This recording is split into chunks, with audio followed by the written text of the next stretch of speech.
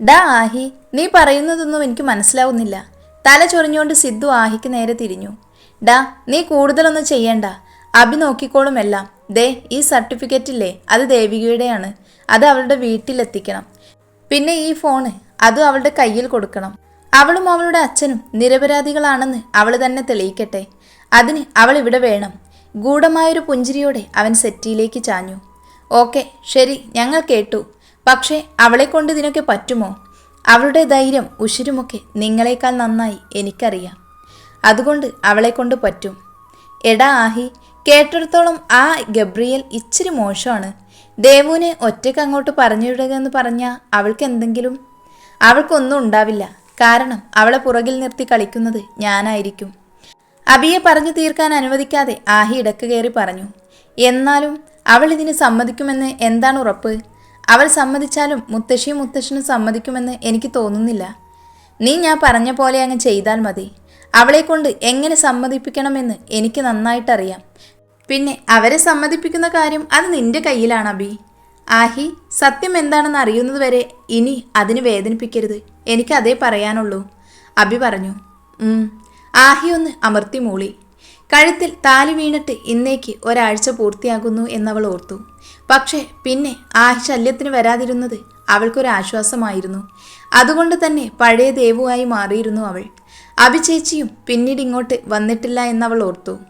ഉമ്മറത്ത് മുത്തശ്ശി ദേവുവിൻ്റെ തലയിൽ എണ്ണ ഇട്ടുകൊണ്ടിരിക്കുമ്പോഴാണ് ഒരു കാറ് മുറ്റത്ത് വന്നു നിന്നത്. ആരാണ് വന്നതെന്നറിയാൻ ഭയത്തോടെ എന്നാൽ ഒരല്പം ആകാംക്ഷയോടെ അവൾ അങ്ങോട്ടേക്ക് നോക്കി. കോ ഡ്രൈവിംഗ് സീറ്റിൽ നിന്ന് ഇറങ്ങുന്ന അബിയെ കണ്ടതും അവൾ ചാടി എണീറ്റു. പക്ഷേ മുത്തശ്ശി നോക്കിയത് ഡ്രൈവിംഗ് സീറ്റിൽ നിന്നിറങ്ങുന്ന ആളെ ആയിരുന്നു. മുത്തശ്ശി എന്ന് വിളിച്ചുകൊണ്ട് സിദ്ധു അവരെ ഇറുക്കെ പുണർന്നു. പോ ചെക്ക, നീ എന്നോട് മിണ്ടണ്ട. അന്ന് പോയേ പിന്നെ നിനക്ക് ഇങ്ങോട്ടൊന്ന് വരാൻ പോലും തോന്നിയില്ലല്ലോ, മുത്തശ്ശി അവനോടായി പരിഭവം പറഞ്ഞു. അത് പിന്നെ ജോലി തിരക്കല്ലേ മുത്തു, അതുകൊണ്ടല്ലേ. വാ, എന്തായാലും നീ നിന്റെ അമ്മയെ പോലെയല്ല. കയറിയിരിക്ക്, ഞാൻ മുത്തശ്ശിനെ വിളിക്കാം. അതും പറഞ്ഞ് മുത്തശ്ശി അകത്തേക്ക് കയറിപ്പോയി. അബിയച്ചി, എന്താ പെട്ടെന്ന്? ദേവു ആകാംക്ഷയോടെ ചോദിച്ചു. മറുവശത്ത് അവരെ തന്നെ നോക്കി നിൽക്കുന്ന സിദ്ധുവിനെ അവളൊന്ന് നോക്കുക പോലും ചെയ്തില്ല. ദേവു, ഇത് നിന്റെ സർട്ടിഫിക്കറ്റാണ്. ആഹി തന്നിവിട്ടതാ. പിന്നെ ഈ ഫോൺ അത് നീ നിന്റെ കയ്യിൽ വെക്കണം. അബി അത് അവൾക്ക് നീട്ടിക്കൊണ്ട് പറഞ്ഞു. അതിൽ നിന്നും തൻ്റെ സർട്ടിഫിക്കറ്റ് മാത്രം മേടിച്ചു ദേവു. എനിക്കിത് വേണ്ട ചേച്ചി, അയാളോട് പോയി പറഞ്ഞേക്ക്. ദേവു മുഖം തിരിച്ചു. ദേവു, നിന്റെയും നിന്റെ അച്ഛൻ്റെയും നിരപരാധിത്വം തെളിയിക്കാൻ ആഹി ഒരു അവസരം നിനക്കുണ്ടാക്കി തരാൻ പോവുകയാണ്. അതിനെപ്പറ്റി സംസാരിക്കാനാണ് ഈ ഫോണ്. വേണ്ട ചേച്ചി, എനിക്കാരും അവസരം ഉണ്ടാക്കി തരേണ്ട. എനിക്കാരെയും ഒന്ന് തെളിയിക്കുകയും വേണ്ട. ഒന്ന് സമാധാനത്തോടെ ജീവിക്കാൻ വിടാൻ പറഞ്ഞാൽ മതി. ദേവു മറ്റെങ്ങും നോക്കി പറഞ്ഞു. അവളിതിന് സമ്മതിക്കില്ലെന്ന് ആഹി പറഞ്ഞതോർക്കെ അബിയുടെ ചുണ്ടിലൊരു പുഞ്ചിരി വിരിഞ്ഞു. എൻ്റെ പൊന്നു ദേവു, നീ ഇത് മേടിക്ക്. അവന് നിന്നെ വേദനിപ്പിക്കില്ല എന്ന് ഞാൻ നിനക്ക് വാക്ക് തന്നതല്ലേ. ഇത് അവന് നിന്നോട് മറ്റൊരു കാര്യം പറയാനുണ്ട്. അതിനു വേണ്ടിയാണ് ഈ ഫോണ്. അബി ആവുന്ന വിധത്തിൽ പറഞ്ഞു. കാര്യം എന്താണെന്ന് ചേച്ചി പറഞ്ഞോളൂ, ഞാൻ കേൾക്കാം. എനിക്ക് അയാളോട് സംസാരിക്കേണ്ട. ഡി, ആഹിയെ നിനക്കറിയാലോ. അവൻ വന്ന് നിന്നെ തൂക്കിയെടുത്തോണ്ട് പോകും. അത് ഓർത്തോ നീ? സിദ്ധു മുന്നിലേക്ക് വന്നു. എന്നാൽ വന്നെന്നെ കൊണ്ടുപോകാൻ പറ നിങ്ങളുടെ കൂട്ടുകാരനോട്. ചേച്ചി, ഇയാളോടൊന്നും മിണ്ടാതിരിക്കാൻ പറയുമോ? ദേവു പുച്ഛത്തോടെ പറഞ്ഞു. സിദ്ധു, നീ ഒന്നും മിണ്ടാതിരിക്ക്. അബി അവനെ വിലക്കി. ഓരോന്ന് പറഞ്ഞു പറഞ്ഞ് അവളുടെ മനസ്സ് മാറ്റി ഒരു വിധത്തിൽ അവളുടെ കയ്യിൽ ആ ഫോണും കൊടുത്ത് മുത്തശ്ശിയെയും മുത്തശ്ശനെയും കണ്ട് യാത്ര പറഞ്ഞ് ചായയും കുടിച്ച് അവരവിടുന്ന് പോകാനിറങ്ങി. മുത്തശ്ശി, ദേവുവിനൊരു ജോലി റെഡി ആയിട്ടുണ്ട്. നാളെ ഒരു ഇൻ്റർവ്യൂ ഉണ്ട്. ഞങ്ങളുടെ കൂടെ ഒന്ന് വിടണേ അവളെ, അബി അവരോടായി പറഞ്ഞു. അതുമോളെ, ഇത്ര പെട്ടെന്ന്? മുത്തശ്ശനാണ്. നാളെ ജസ്റ്റ് ഒരു ഇൻ്റർവ്യൂ മാത്രം. സെലക്ട് ആകുകയാണെങ്കിൽ ജോലിക്ക് കയറിയാൽ മതിയല്ലോ. ഒടുവിൽ മുത്തശ്ശിയെയും മുത്തശ്ശനെയും സമ്മതിപ്പിച്ച് അവിടെ നിന്ന് ഇറങ്ങുമ്പോൾ അമ്പരപ്പോടെ തന്നെ ഉറ്റുനോക്കുന്ന ദേവുവിനെ കണ്ട് അവൾക്ക് ചിരി വന്നു.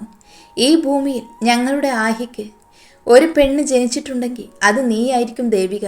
അവൾ ഒരു ചിരിയോടെ തന്നെ ഓർത്തു. സാജൻ, ഗബ്രിയേൽ വിളിച്ചു. Yes sir. നാളെ ഇവിടെ അക്കൗണ്ടിംഗ് സെക്ഷനിലേക്ക് ഒരാൾ വരുന്നുണ്ട്. ജസ്റ്റ് ഒരു ഇൻ്റർവ്യൂ പോലെ. ആ ആൾ തന്നെ ഇവിടെ ജോയിൻ ആവും. പക്ഷേ അത് എന്തോ ഒരു ട്രാപ്പാണെന്ന് എൻ്റെ മനസ്സ് പറയുന്നു.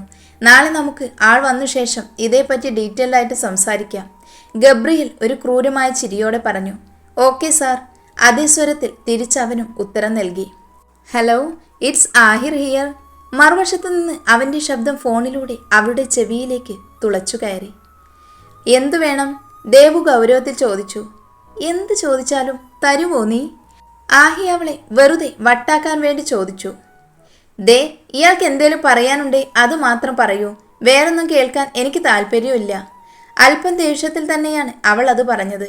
ആ, അത് പറയാൻ തന്നെയാണ് ഞാനും വിളിച്ചത്. അവളോട് തർക്കിക്കാൻ നിൽക്കാതെ ആഹി നേരെ കാര്യത്തിലേക്ക് കടന്നു. ഞാൻ പറയുന്നത് നീ ശ്രദ്ധിച്ചു കേൾക്കണം. ആ, ഞാൻ കേൾക്കുന്നുണ്ട്. താല്പര്യമില്ലാത്ത മട്ടിൽ ദേവു അത് പറഞ്ഞപ്പോൾ അങ്ങേപ്പുറത്ത് അവനും അവളുടെ ആ താല്പര്യമില്ലായ്മ മനസ്സിലാക്കി എന്ന പോലെ കുറച്ചു സമയം നിശബ്ദനായി. നിന്റെ അച്ഛൻ്റെ കത്തിലുള്ള ആ കമ്പനി കുരിശുമൂട്ടിൽ ഇൻഡസ്ട്രീസ്, അവിടെ നീ ഉടനെ തന്നെ ജോലിക്ക് കയറണം. എല്ലാം ഞാൻ അയാളോട് സംസാരിച്ച് റെഡിയാക്കിയിട്ടുണ്ട്. നാളെ രാവിലെ 10 മണിക്ക് ഇൻ്റർവ്യൂ ഉണ്ട്. ഞാനും ഒപ്പം വരും. പിന്നെ നീ അവിടെ നിന്ന് ചെയ്യേണ്ട കുറച്ച് കാര്യങ്ങളുണ്ട്. അത് ഫോണിലൂടെയല്ല, നേരിട്ട് പറയാം. ആഹി പറഞ്ഞു നിർത്തി. ഞാൻ എന്തിനാ ഇതൊക്കെ ചെയ്യണേ? അറിഞ്ഞിട്ടും അറിയാത്ത ഭാവം നടിച്ച് അവൾ അവനോടായി കുറച്ച് ദേഷ്യത്തിൽ ചോദിച്ചു. നിന്റെ അച്ഛനൊരു തെറ്റു പറ്റിയതാണെന്നല്ലേ ആ കത്തിലുള്ളത്? അപ്പോൾ നീ അത് തെളിയിക്കണം. എന്ന് വെച്ച് നീ ഒറ്റയ്ക്ക് ചെയ്യേണ്ട, ഞങ്ങളും സഹായിക്കും. എങ്ങനെ ഇപ്പോൾ എന്നുള്ളത് ഞാൻ പറയും. നീ അതുപോലെ അങ്ങ് ചെയ്താൽ മതി. എൻ്റെ അച്ഛ നിരപരാധിയാണെന്ന് തെളിഞ്ഞാൽ പിന്നെ ഞാനും നീയും തമ്മിൽ കാണില്ല. നിന്റെ ജീവിതത്തിൽ നിന്നും ഞാൻ എന്നേക്കുമായി ഒഴിയും. ഉറച്ചതായിരുന്നു അവൻ്റെ ശബ്ദം. അത് കേൾക്കെ അവളുടെ ചുണ്ടിലൊരു ചിരി വിരിഞ്ഞു. എന്നേക്കുമായി അവനെ തൻ്റെ ജീവിതത്തിൽ നിന്നും ഒഴിവാക്കണം. അതിനുവേണ്ടി എന്തും ചെയ്യണം. മനസ്സിൽ ദൃഢനിശ്ചയമെടുത്തു അവൾ. ഞാൻ റെഡി. അപ്പോൾ രാവിലെ അഭി വരും. ആവശ്യമുള്ള സാധനങ്ങളായിട്ട് ഇറങ്ങണം. മറുപടിക്ക് കാത്തു നിൽക്കാതെ അവൾ ഫോൺ കട്ട് ചെയ്തു. ഉടനെ തന്നെ മുത്തശ്ശനും മുത്തശ്ശിയോടും പോയി കാര്യം പറഞ്ഞു. അവർക്ക് അല്പം വിഷമമായി എങ്കിലും പിന്നെ നല്ലൊരു ജോലി അവൾക്കും അത്യാവശ്യമാണല്ലോ എന്നോർത്ത് അവർ എതിര് നിന്നില്ല. ഓരോ ആഴ്ചയും ഇങ്ങോട്ടേക്ക് വരാമെന്ന് സമ്മതിച്ച് അവൾ റൂമിലേക്ക് പോയി. ചന്തുവിനോടും വിളിച്ച് കാര്യം പറഞ്ഞു. അവനും ഒത്തിരി സന്തോഷമായി. പക്ഷേ ജോലിക്ക് പിന്നിലെ കാര്യം മാത്രം ആരെയും അവൾ അറിയിച്ചില്ല. നാളത്തേക്ക് കൊണ്ടുപോകേണ്ട സാധനങ്ങളെല്ലാം ഒരു ബാഗിൽ വെച്ച് അവൾ മുത്തശ്ശിയുടെ അടുത്തേക്കായി പോയി. ഇറങ്ങു ദേവു, അഭി കാറിന്റെ ഡോറ് തുറന്ന് പിടിച്ചുകൊണ്ട് പറഞ്ഞു. ഇത് ആരുടെ വീടാ ചേച്ചി? അവൾ തൻ്റെ സംശയം ഉന്നയിച്ചു. ആദ്യം നീ ഇറങ്ങ്, എന്നിട്ട് പറയാം, അഭി ചിരിച്ചുകൊണ്ട് പറഞ്ഞു. ദേവു പതിയെ പുറത്തേക്കായി ഇറങ്ങി. അവൾ ആകെ നോക്കി. അപ്പോഴും അകത്തു നിന്ന് ചെറിയൊരു ചിരിയോടെ റോസി പുറത്തേക്ക് വന്നു. അവൾ അത്ഭുതത്തോടെ റോസിയെ നോക്കി. ഇങ്ങനെ ഒരാളെ ഇതുവരെ ചിരിച്ചു കണ്ടിട്ടില്ല എന്നവൾ ഓർത്തു. പറ ചേച്ചി, നമ്മൾ എവിടെയാ? ദേവു വീണ്ടും ചോദിച്ചു. ഡാ, ഇത് ആഹിയുടെ പേഴ്സണൽ വില്ലയാണ്. പണ്ട് മുതൽക്കേ ഞങ്ങൾ എല്ലാവരും ഒരുമിച്ച് ഇവിടെയാണ് താമസം. നാട്ടിൽ പോകുമ്പോൾ മാത്രമേ ഇവിടെ കാണാതിരിക്കുള്ളൂ. അഭി ചെറുചിരിയോടെ പറഞ്ഞു. അപ്പോഴേക്കും റോസി അവർക്കടുത്തെത്തിയിരുന്നു. യാത്ര സുഖമായിരുന്നോ ദേവു? ദേവുവിൻ്റെ കവളിൽ ഒന്ന് തട്ടിക്കൊണ്ട് റോസി ചോദിച്ചു. ദേവുവിന് പെട്ടെന്ന് പഴയ കാര്യങ്ങൾ ഓർമ്മ വന്നു. ചേച്ചി സോറി, ഞാൻ അന്ന് അപ്പോഴത്തെ അവസ്ഥയിൽ അടിച്ചു പോയതാണ്. എന്നോട് പൊറുക്കണം. റോസിയുടെ ഇരു കൈകളും കൂട്ടിപ്പിടിച്ചുകൊണ്ട് ദേവു പറഞ്ഞു. അവളുടെ ആ വാക്കുകളിൽ നിന്ന് അവളുടെ നിഷ്കളങ്കത റോസിക്ക് മനസ്സിലായി. അയ്യോ ദേവൂസേ, എന്താ ഇത്? ഞാനല്ലേ അന്ന് തെറ്റ് ചെയ്തേ. അതിനുള്ള ശിക്ഷയായിട്ട് ഞാൻ അത് വരവ് വെച്ചു. അതിന് കാരണം ഈ അഭിയാണ്. ഇവൾക്കായിരുന്നു ആദ്യം മുതലേ നിന്നോടൊരു സോഫ്റ്റ് കോർണർ അല്ലേടി? പിന്നെ ഞങ്ങൾക്ക് എല്ലാവർക്കും ഇവൾ ചെറിയൊരു പേടിയുണ്ട്, ആഹിക്ക് പോലും. റോസി ദേവുവിനെ ചേർത്ത് പിടിച്ചുകൊണ്ട് അഭിയെ നോക്കി കളിയാക്കി ചിരിച്ചു. അവളുടെ പുറത്തിനിട്ട് തന്നെ അഭിയുടെ കൈ പതിഞ്ഞു. വാ ദേവൂസേ. അവളെ നോക്കി കണ്ണു കൂർപ്പിച്ചുകൊണ്ട് റോസി ദേവുവിനെയും കൊണ്ട് അകത്തേക്ക് പോയി. അപ്പോ ഇനി ഞാൻ ഇവിടെയാണോ താമസിക്കുന്നേ? അത് വേണ്ട ചേച്ചി, എന്നെ ഏതെങ്കിലും ഹോസ്റ്റലിൽ കൊണ്ടാക്കിയാൽ മതി.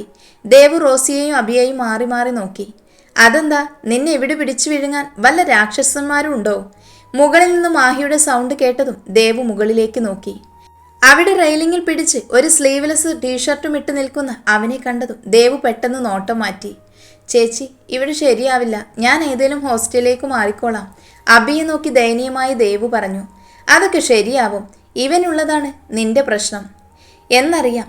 സൺഡേ ഒഴികെ ബാക്കി എല്ലാ ദിവസവും ഇവൻ പോകുന്നതും വരുന്നതും ഞങ്ങൾ പോലും കാണാറില്ല. പിന്നെ ഏറ്റുമുട്ടുന്നത് വലിയ ശത്രുക്കളോടാണ്. ഇവിടെ കിട്ടുന്ന സംരക്ഷണം നിനക്ക് മറ്റെവിടെയും കിട്ടില്ല. അഭി അവളെ സമാധാനിപ്പിച്ചു. എന്നാലും ഇല്ല. നീ വാ, ഞാൻ റൂം കാണിച്ചു തരാം. അഭി, അവന്മാർ കിച്ചണിലാണ്. നീ അങ്ങോട്ടേക്ക് ഒന്ന് ചെല്ലുവോ? ഞാൻ ഇവളെ റൂമിലാക്കിയിട്ട് വരാം. റോസി അഭിയോട് പറഞ്ഞുകൊണ്ട് ദേവൂട്ടിയെയും കൊണ്ട് റൂമിലേക്ക് പോയി. ദേവു 10 മണിക്കാണ് ഇൻ്റർവ്യൂ. ഇവിടുന്ന് കഷ്ടിച്ച് 10 മിനിറ്റ് ട്രാവൽ ചെയ്യാനുള്ള ദൂരമേ ഉള്ളൂ. ഇപ്പോൾ 8 ആയി.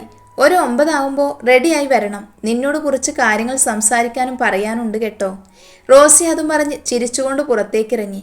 ചിരിയോടെ ദേവു ബെഡിലേക്കിരുന്നു. പപ്പ, എന്തിനാ എന്നോട് വരാൻ പറഞ്ഞത്? അലോന ചോദിച്ചു. ആ, മോള് വന്നോ? ഇന്ന് ആഹി വരുന്നുണ്ട് മോളെ. അവരുടെ ഫ്രണ്ട്സ് ആരോ ഇവിടെ ഇൻ്റർവ്യൂവിന് വരുന്നുണ്ടെന്ന്. അപ്പോൾ നീ ഇവിടെ ഉണ്ടാവണം. ഇടയ്ക്കിടയ്ക്കൊക്കെ നിന്നെ കണ്ടാലേ അവന് നിന്നോട് ഇഷ്ടം തോന്നൂ. ഗബ്രിയൽ ചെയറിലേക്ക് ചാഞ്ഞിരുന്നോണ്ട് പറഞ്ഞു. അതിൻ്റെ ആവശ്യമുണ്ടെന്ന് തോന്നുന്നില്ല പപ്പ. അവന് എന്നെ ഇഷ്ടമാണെങ്കിൽ മാത്രമേ ഞാൻ അവനെ കെട്ടൂ. അല്ലാണ്ട് അവൻ്റെ ജീവിതത്തിലേക്ക് വലിഞ്ഞു കയറി ചെല്ലാനൊന്നും എനിക്ക് വയ്യ പപ്പ. ഒരു ചിരിയോടെ, അതിലുപരി ഒരു താക്കീതോടെ അലോന പറഞ്ഞു നിർത്തി.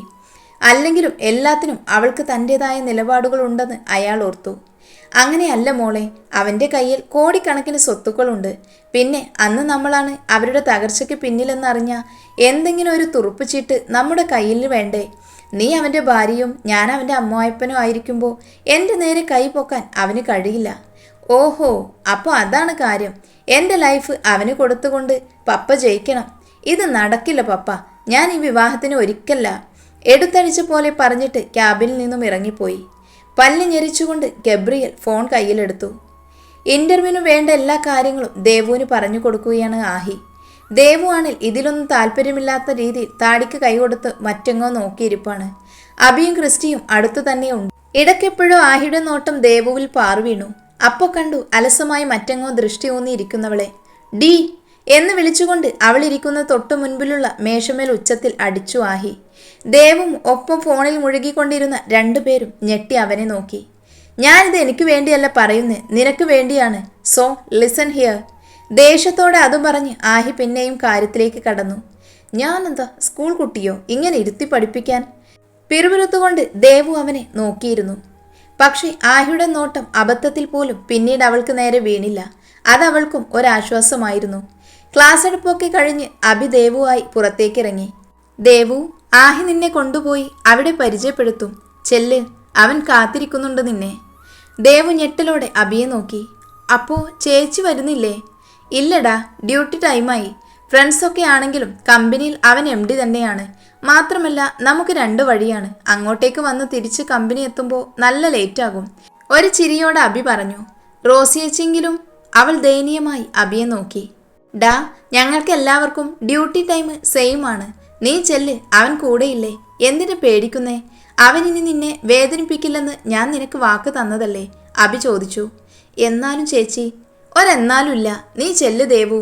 ദേവുവിനെ പിടിച്ച് ഫ്രണ്ടിലെ ഡോർ തുറന്ന് അവളെ അകത്തേക്ക് കയറ്റി. ചെറിയൊരു ഭയത്തോടെ തൻ്റെ അടുത്തിരിക്കുന്നവനെ നോക്കി അവൾ.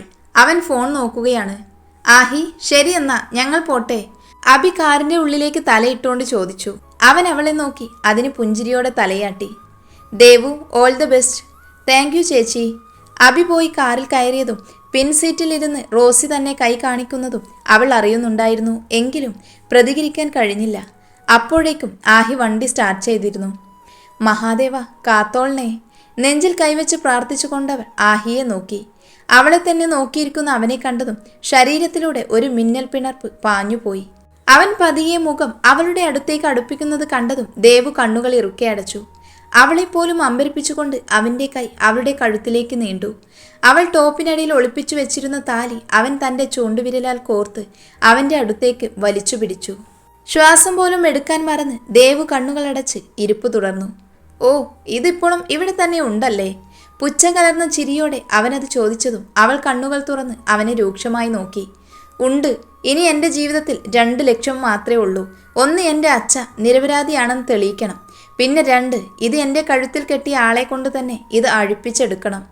ഉറച്ച ശബ്ദത്തോടെ അവൾ അത് പറഞ്ഞ് അവൻ്റെ വിരലിൽ നിന്നും താലി അടർത്തി മാറ്റി ടോപ്പിനുള്ളിലേക്ക് ഇട്ടുകൊണ്ട് സീറ്റിലേക്ക് ചാഞ്ഞിരുന്നു. മുഷ്ടി ചുരുട്ടി ദേഷ്യം നിയന്ത്രിക്കുകയായിരുന്നു ആഹി അപ്പോൾ. താൻ വിചാരിച്ച പോലൊരു പെണ്ണല്ല ഇവൾ, അഹങ്കാരി. വെറുതെ അവളുമായി ഉടക്കാൻ നിൽക്കേണ്ടെന്ന് കരുതി ദേഷ്യം നിയന്ത്രിച്ചുകൊണ്ട് ആഹി വണ്ടി മുൻപോട്ടെടുത്തു. അവളുടെ ചുണ്ടിൽ ഒരു വിജയച്ചിരി വിരിഞ്ഞു.